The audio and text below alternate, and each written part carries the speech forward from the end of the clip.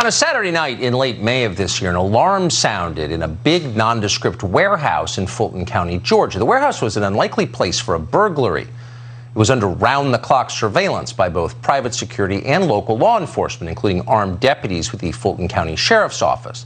Any unauthorized person entering from the outside would have to get past a locked 100-pound steel door, as well as a maze of motion detectors. Not easy. But someone tried to do it anyway, and at just the perfect moment, 20 minutes after the deputies in charge of guarding the warehouse left their posts. By the time those deputies returned to check out the alarm, someone had opened the 100-pound door to the warehouse. So what happened that night and why? We still don't know. It's also not clear why the deputies left the warehouse or who took advantage of their absence. We do know that a lot of people might have had reason to try to get inside the warehouse. Depending on who you ask, the building contains evidence that either confirms or refutes the claim that voter fraud affected the outcome of the 2020 election in the state of Georgia. Georgia is a place that Joe Biden won by fewer than 13,000 votes. That warehouse holds more than 140,000 absentee ballots. Now, what's interesting is that for reasons that are difficult to understand, Fulton County officials have refused to let the public see any of these ballots. An attorney called Bob Cheeley has been pushing for transparency. He's filed suit for the right to see those ballots. He hasn't seen them all yet, but what he's found so far demands an explanation. All of us, no matter who you voted for, should want to hear that explanation. You can't have a democracy if the public doesn't believe election results. Increasingly, many people in this country don't believe them.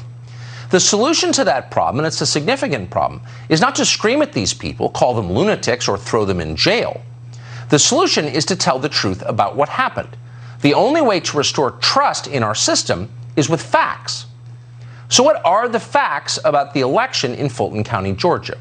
Well, here's the official version. In May, the chairman of the Fulton County Board of Commissioners, a man called Rob Pitts, explained that it was not necessary to look at the ballots. In fact, it was ridiculous even to ask to look at the ballots because there had already been plenty of recounts, and all the recounts reached the same conclusion. Here's what Pitts said. And if it sounds familiar as you hear it, that's because so many other people in authority have been saying pretty much the same thing. I mean, I'm really baffled about this. What do they want? We've had 3 counts already. The elections in Fulton County, Georgia, they were open, they were fair, and they were transparent. The votes have been certified, the election has been certified, so it's over. This will be the 4th one.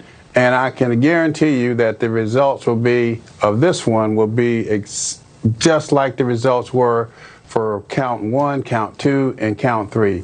No change. Our elections were open, fair, and transparent. I can guarantee you. We already know what happened. We've counted those same ballots 4 times. The election's been certified. Stop already. And that's the argument that Fulton County has used in court to keep those ballots locked away in a warehouse. Except it's not true. It now appears there actually was meaningful voter fraud in Fulton County, Georgia last November. That is not a conspiracy theory. It's true. From the beginning, this show has tried to be fact-based when we talk about the 2020 election results. So here's what we know tonight, factually.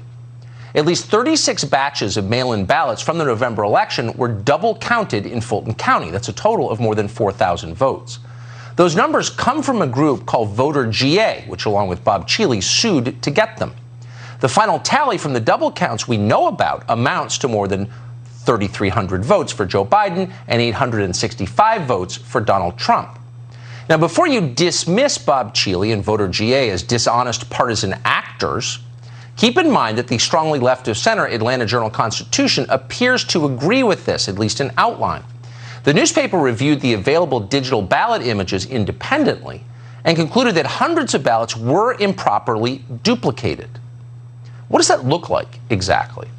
Well, here's what it looks like. At a press conference yesterday, a consultant with Voter GA called David Cross showed how we can be certain that votes in Fulton County were counted more than once. Watch. What I'm going to show you here is 2 ballots side by side. One of them is marked for Jason Shaw, and it's got a little squiggle mark next to it. You can see it's got the identical mark on the second one. And the ballot image is stored up here on the top left. So this one over here is scanner 5162. That's scanner number 3. batch number 235, image number 19. And that matches 234, image 59. So you have the same ballot counted twice in the images and counted in the audit. How that's possible, I don't know. How's that possible? I don't know. Every American should want to know, because the answer gets to the heart of the integrity of our elections, otherwise known as our democracy. We're not talking about a couple of ballots here. We're talking about a lot of ballots, at least hundreds of ballots involved, enough potentially to affect the outcome of the election. Here's another example. Here's one of the next ones. All right, so same batch, number 234, image number 2, and 235, image number 61. Republican, Republican, Republican, Republican, all the way down to the point where this little spot up in Fannie Willis matches this one over here. There's no question that that ballot was counted twice. So what's the explanation for this? Well, if you ask Fulton County, these discrepancies, the ones you just saw on the screen, were isolated incidents. Just a handful of bad ballots happens all the time. The county claims that any errors were caught in previous recounts. The problem is that neither one of those claims is true. Surveillance footage obtained by Voter GA appears to show large numbers of ballots being scanned multiple times. Pay attention in the tape we're showing you to the woman wearing yellow at the desk. According to Voter GA, she slides ballots into a scanning machine, removes the ballots, and then reinserts the same ballots. This happens multiple times.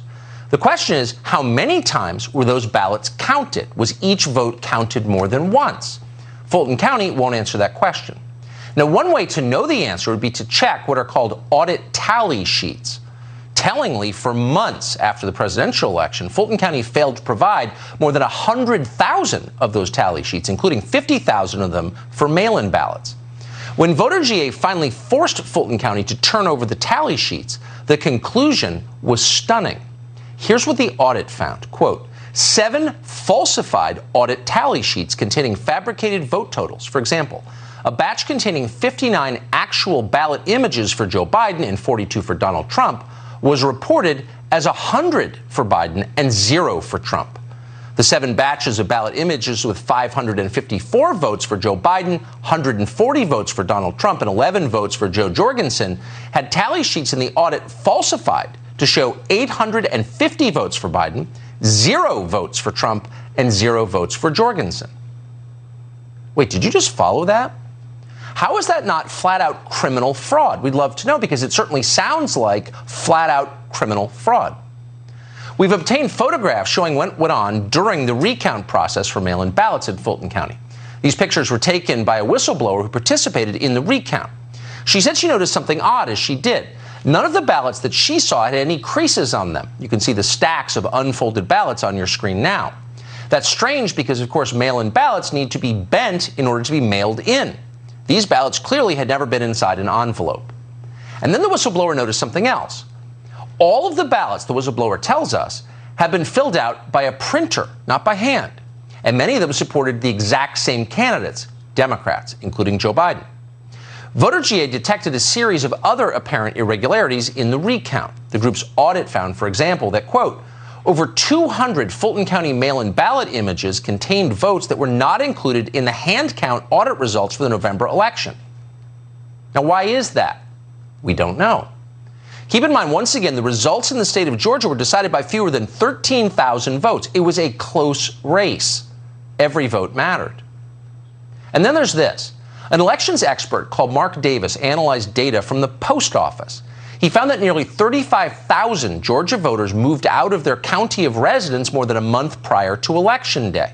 They were ineligible to vote, and yet they did. They still voted in their old county. That is illegal. It's not a small thing. Violating election law is something we should care about. And by law, their votes should have been excluded from the total.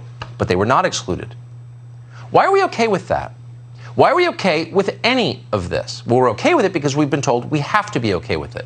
We're undermining democracy if we ask questions about what happened during the 2020 election. And of course, that's a perfect inversion of the truth. Without answers to legitimate questions like the ones we just posed, and those are legitimate questions, democracy dies. People begin to understand that the system they've been told is on the level is in fact rigged. And when they believe that, God knows what they do next. So let's find out what actually happened. Let's find out immediately. Let's find out without shame. It's our right to know. It's our responsibility to know.